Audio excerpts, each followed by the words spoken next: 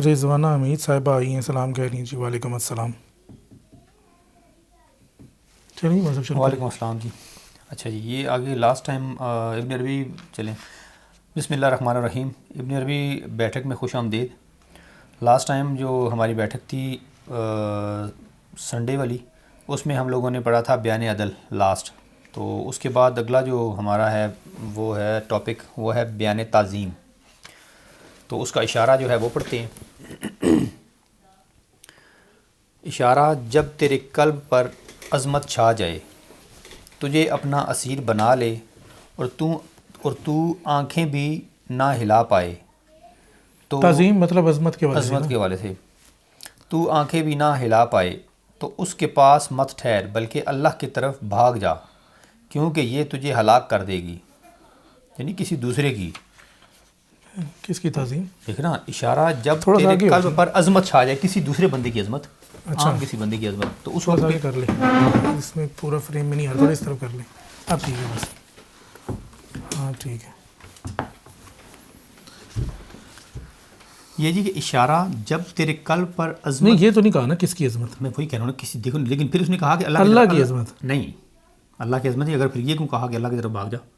اگر اللہ کی عظمت ہوتی تو اللہ کی طرف تو نہ بھگاتے نا، پھر وہ کہتے ہیں کہ تیری اللہ کی طرف عظمت سے اللہ کی طرف بھاگ جا۔ دیکھو نا، جب تیرے قلب پر عظمت چھا جائے، ہاں اللہ کی عظمت چھا جائے تو اس کو چھوڑ کے اللہ کی طرف بھاگ، نہیں تو عظمت تجھے لاک کر دے گی اس کی۔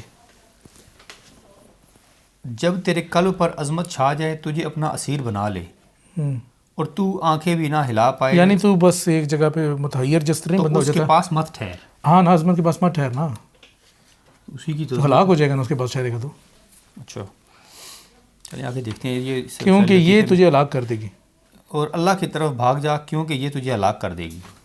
میں تو سمجھ رہا ہوں شاید کسی دوسرے کی عظمت، کسی دوسرے کی عظمت تو چھانی نہیں ہے نا۔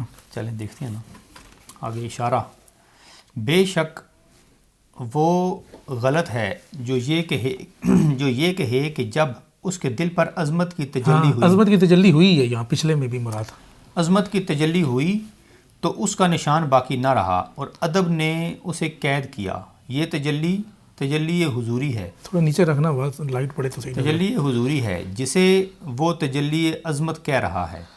ہاں یہ دیکھا نا، پچھلی میں بھی وہ تجلی تھی عظمت کی، عظمت چھا جائے مطلب عظمت کی تجلی ہو تیرے دل پر، اور تجھے اپنی اس میں پورے لے لے حصار میں، تو بھاگ جا ادھر سے، ورنہ تجھے ہلاک کر دے گا، تو ہلاک کر دے گی اور تیرا نام و نشان مٹ جائے گا دوسری سنس۔ ہاں مطلب یہی فنا ہو جائے گا، اور اسی لیے تو اس میں کہا نا کہ جس کے دل میں اس کی تجلی کے آگے انسان کچھ نہیں کر سکتا، یعنی وہاں پہ عظمت والی تجلی، عظمت والی جو تجلی، اگر انس والی یا جلال والی جمال والی تجلی ہو تو اور چیز، جس میں جمال والی ہو پھر تو چلیں اس کی تو اور بات ہے نا، یہ عظمت والی جو ہے نا، عظمت والی جلال والی ہے، تو اس کے سامنے رکنا وہ پھر ذری سی بات ہے، اپنے آپ کو ہلاک کرنے کی مترادف ہی ہے، تو اس لیے وہاں سے بھاگ جا اور اسی کی طرف چلا جا، اللہ تعالیٰ کی طرف۔ اللہ تعالیٰ کی طرف مطلب ہے اس کے کسی اور اسم کی طرف میں، یہ تجلی بھی اسی کی ہے، عظمت بھی اسی کی ہے، اور پھر کہ جی عظمت سے بھاگ کر، یعنی کہ اس کی جو جیسے ہم نے کہا نا کہ کیا کہتے ہیں اس کو، ابھی ہم نے دو عظمت، جلال والی تجلی سے بھاگ کے جمال والی تجلی میں چلا جا۔ یہ جلال والی تجلی سے میں بھول گیا تھا کہ بات کیا کر رہے تھے، جلال والی تجلی سے بھاگ اور جمال والی میں چلا جا، پھر تو بچ جائے گا، پھر تیری بچت ہے، پھر بچت ہو جائے گی، ورنہ وہ تجھے فنا کر دے گی۔ یعنی جلال والی میں تو ذری سی بات ہے، وہ اس کے لیے ہلاکت ہے، اور جو جمال والی ہے اس میں بچت ہے۔ ٹھیک ہے جی، یہ تو آسان تھا، اس میں تو اتنا کوئی مشکل بات نہیں ہے۔ یہ عظمت کی بیسیکلی تجلی کی طرف اشارہ ہے نا۔ ہاں جی۔ اچھا یہ ان کا بڑا زبردست یہ سسٹم ہے جو اردو ترجمہ نیچے کر رہے ہیں نا، وہ بڑا زبردست ایکوریٹ کر رہے ہیں۔ اچھا ہے یہ، ہاں۔ اچھا جی آگے جی، اشارہ: تجھے مخلوق خوف میں مبتلا نہ کرے کہ جسے مخلوق کا خوف ہوا وہ ہلاک ہوا۔ اب جیسے ہم لوگ، میں پہلے وہ سمجھ رہا تھا، یہ دوسرا اشارہ ہے۔ تجھے مخلوق خوف میں مبتلا نہ کرے کہ جسے مخلوق کا خوف ہوا وہ ہلاک ہوا، اور جسے مخلوق نے ہلاک کیا وہ نہ حق کا ہوا اور نہ اس نے حق کو دیکھا۔ حق کو وہ کیسے دیکھ سکتا ہے جس کے دل پر غیر حق کی حکومت ہو؟ ایسی بات ہے، ایک چیز ہی رہ سکتی ہے اس میں، دل میں، ہاں دل میں ایک چیز دل میں ایک چیز رہے گی۔ یہ کون صاحب ہیں؟ فرزین صاحب سلام کہہ رہے ہیں۔ وعلیکم السلام۔ وعلیکم السلام۔ اچھا فرزین صاحب ہیں شاید، پتہ نہیں اب صاحب ہیں کہ صاحب ہیں، چلیں جو بھی ہیں۔ تو دل کے اوپر اگر حکمرانی ایک ہی کی ہوگی دل میں دو چیزیں اکٹھی نہیں رہ سکتی. دنیا ہم کہیں کہ دنیا کو بھی دل میں رکھیں اور حق تعالیٰ کی محبت بھی دل میں رکھیں تو یہ دونوں دونوں نہیں ہو سکتی, یہ دونوں ایک میں نہیں آ سکتی, ان میں سے کوئی ایک ہی رہے گی. دو تلواریں ایک میان کے اندر جیسے نہیں ہو سکتی. تو خیر اس کو دنیا کو تلوار تو کہتے ہی نہیں ہے, یہ تو ویسے بھی ایک ادنا سی چیز ہے. حق تعالیٰ کی جہاں تک بات ہے وہ تو بہت اعلیٰ اور مطلب بہت عرفہ ایک قسم کی محبت ہے. اگر وہ جس کے دل میں آ جائے پھر دنیا کی محبت تو اس کے آگے کوئی چیز نہیں ہے. ایسی بات ہے دنیا کی محبت کیا ہے, اگر جس کو وہ مل گیا اس کو دنیا بھی حاصل ہوگی نا دوسری سینس میں. ٹھیک ہے جی. اچھا یہ مخلوق کی عظمت کے والے سے تھا, یہ مخلوق کی عظمت کے والے سے. اصل میں وہ ابن عربی رحمۃ اللہ علیہ یعنی بٹ بائی بٹ اس کو لے کے چل رہے ہیں. سب سے پہلے انہوں نے کہا جی کہ اس کی جو عظمت ہے اس سے بچ, یعنی اس کی جو جلال والی ہے عظمت اس سے بچ کر تو جمال والی عظمت میں جا. اس یہاں کیا کامنٹ آیا اس میں کر لیتے ہیں نا یوٹیوب کا بھی, تو پڑھنا میں کر لیتا ہوں. تو اس میں یہ ہے کہ جی اگر تو دنیا کی محبت تیرے دل میں ہے تو پھر تو معاملہ خراب ہے. اس لیے پھر اللہ تعالیٰ کی محبت اپنے دل میں رکھ اور دنیا والی محبت کو دل سے نکال. ٹھیک ہے جی. جیسے یہ پہلے بھی ہم نے اشارہ پڑھا کہ تجھے مخلوق خوف میں مبتلا نہ کرے کہ جسے مخلوق کا خوف ہوا وہ ہلاک ہوا, اور جسے مخلوق نے ہلاک کیا وہ نہ حق کا ہوا اور نہ اس نے حق کو دیکھا. یعنی مخلوق کا خوف یہی نہ دیکھیں. جب شیطان انسان کو کس چیز سے خوف دلاتا ہے, یہی مخلوق ہوئی نا, شیطان بھی مخلوق ہے. وہ بندے کو بڑے طریقے سے مطلب ٹیکل کرتا ہے. پہلے تو وہ کہتا ہے جی کہ پہلے یہ کہتا ہے کہ تیرے پاس جو مال ہے وہ اللہ کے راستے میں نہ خرچ, تو غریب ہو جائے گا, تجھے تو تیرے رشتہ دار منہ تک نہیں لگائیں گے, اور پھر تو مطلب تجھ سے کوئی واسطہ نہیں رکھے گا اور تو بہت ہی غریب ہوگا. تو یہ خوف دلاتا ہے مال کا کہ تیرے پاس یہ مال سے ختم ہو جائے گا تو تیرا معاملہ خراب ہے.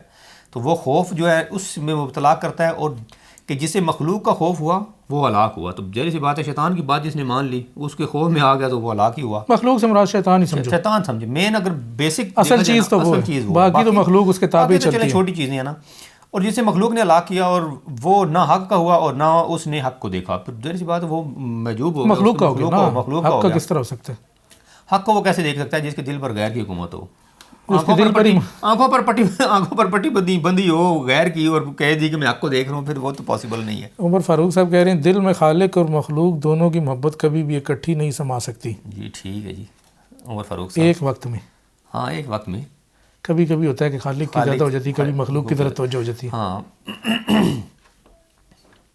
تو ظاہر سی بات وہ جیسے محمود و یاز والا تھا وہ ایک قصہ کہ محمود نے اس نے کہا جو بادشاہ تھا ان دونوں میں سے, مجھے نہیں پتا محمود تھا یا یاز تھا, محمود تھا. ہاں محمود جو تھا, محمود نے کہا جی کہ جو بندہ جس چیز کے اوپر ہاتھ رکھے گا وہ چیز اس کی ہو جائے گی. تو باقی سب نے جا کے اپنے, کسی نے سونے پہ ہاتھ رکھا, کسی نے جو چیز جس کو پسند تھی اس کے اوپر جا کے ہاتھ رکھا. تو اس کا جو غلام تھا اس نے جا کے محمود کے اوپر ہاتھ رکھا, اس نے کہا جی کہ یہ اس کو ہاتھ رکھا تاکہ اگر یہ مل گیا مجھے تو ساری حکومت میری ہوئی نا, بادشاہ سلامت جس کے ہو گئے تو پھر ساری حکومت اس کی. تو اللہ تعالیٰ جس کا ہو گیا پھر سب کچھ اسی کے, خزانے بھی اسی کو ہی ہو گئے, ہر چیز اسی کی ہو گئی.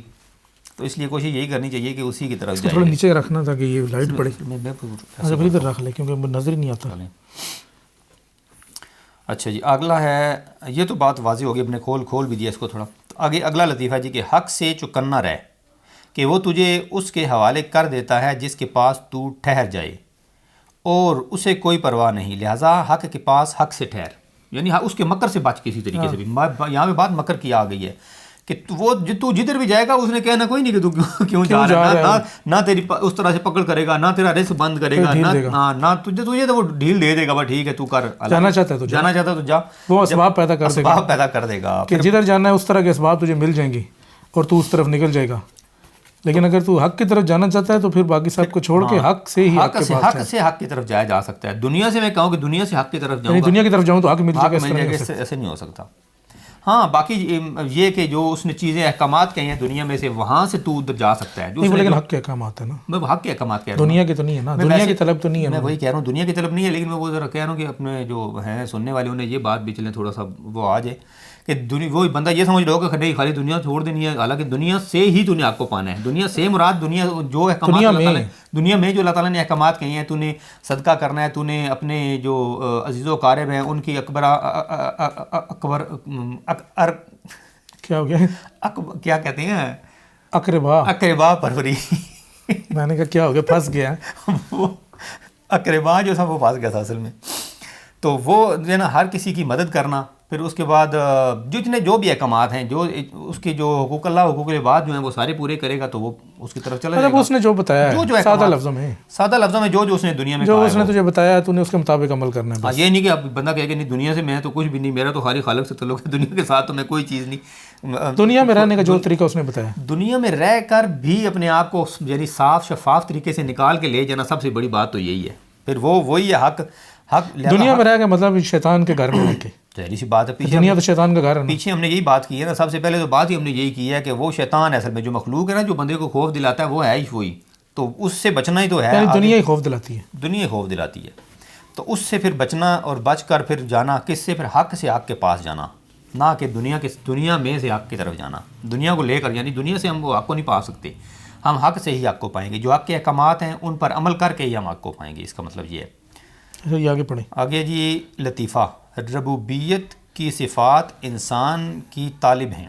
یہ بڑا زبردست جملہ ہے. ربوبیت کی صفات انسان کے طالب ہیں اور ربوبیت ان صفات کی طالب ہے، جبکہ عالم ربوبیت کا طالب ہے.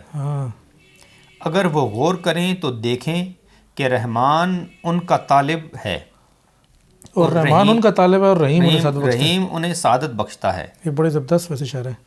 لیکن جب انہوں نے منہ موڑا تو نیکوکاروں اور بدکاروں سے بدلے کا وعدہ ہوا. بدلے کا مطلب جو بھی عمل کریں گے اس کا بدلہ. پس خوش بخت نے حق کے سامنے سر تسلیم خم کیا، تائید کا سوالی بن کر محتاج ہوا، جب کہ بدبخت اپنی خواہشات کی گمراہی میں بھٹکا اور ظلمت کے باعث راستہ گنوا بیٹھا. شیطان نے اسے قابو میں کیا اور سری گمراہی میں جا پڑا، جبکہ اللہ کے خاص بندے اس کی ہدایت سے سرفراز رہے اور ہدایت میں ثابت قدمی اور رسوخ مانگتے ہیں، کیونکہ اس دنیا میں برگزیدہ بندوں کا رہنا مشکل ہے. کیونکہ اللہ نے ان میں 2 راستے بنائے اور ہمیں 2 گروہ بنایا، ہر گروہ کا ایک راستہ ہے، پھر یا تو نعمت یا دوزخ. یا تو نعمت ہے یا دوزخ ہے. نعمت مطلب جنت ہے.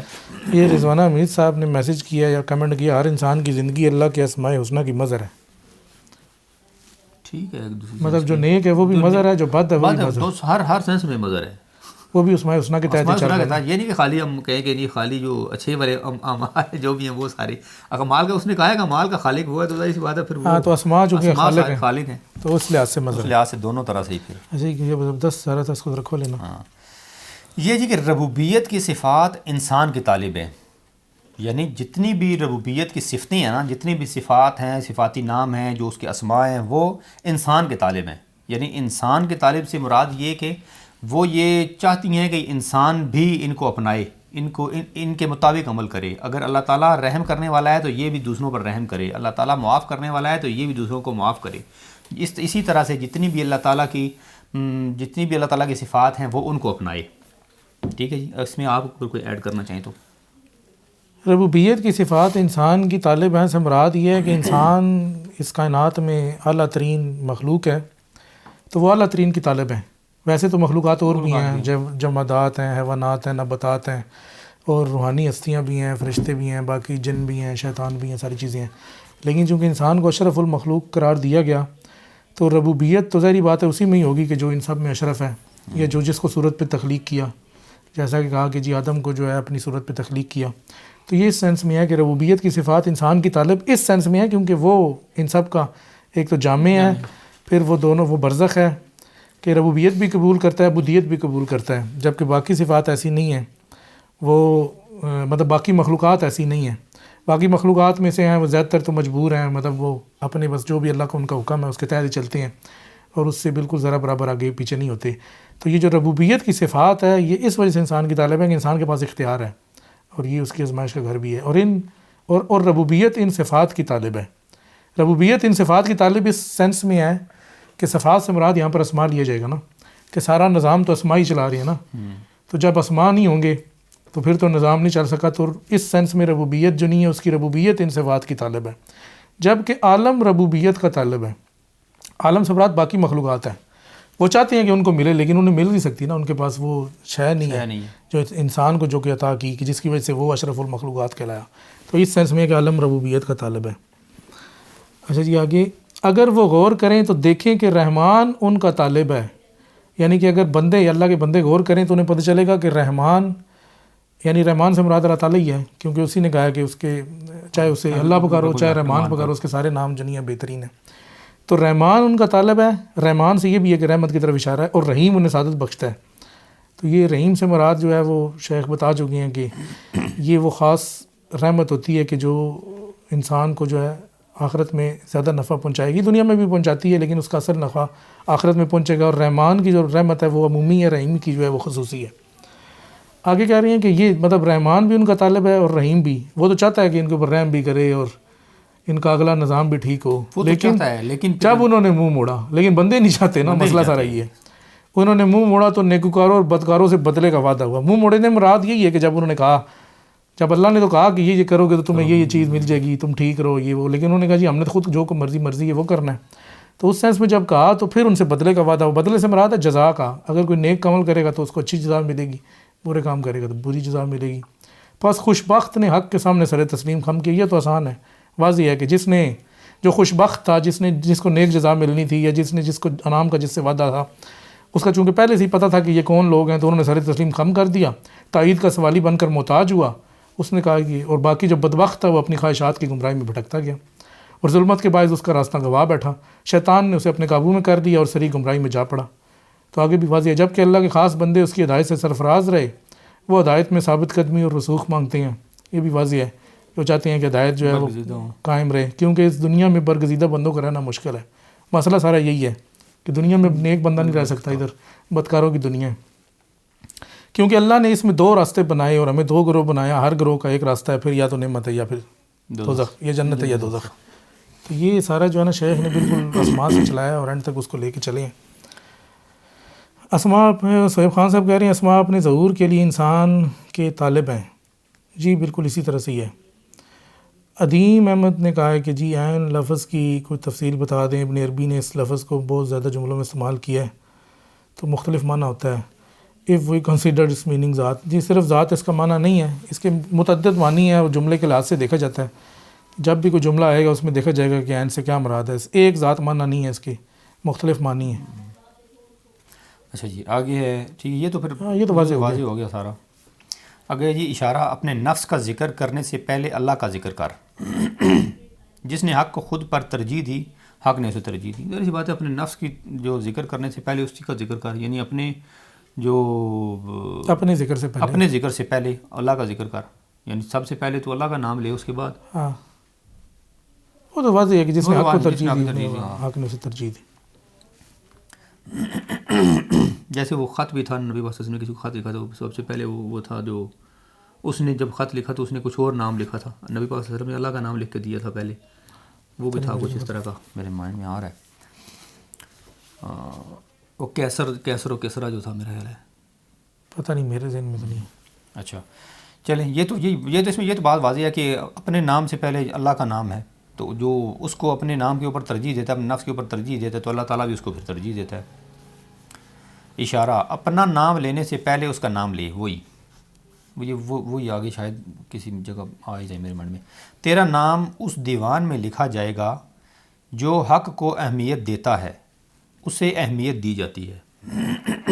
یعنی اللہ تعالیٰ کو ہر معاملے میں جو, یعنی یہ نام سے پہلے مراد یہ ہے کہ اپنے ہر کام سے, ہر عمل سے پہلے تم نے ترجیح کس کو دینی ہے, اللہ تعالیٰ کو ترجیح دینی ہے. یہ صرف نام لکھنے سے پہلے نہیں کہ تم نے اپنا نام لکھا تو پہلے اللہ تعالیٰ کا نام لکھ دیا.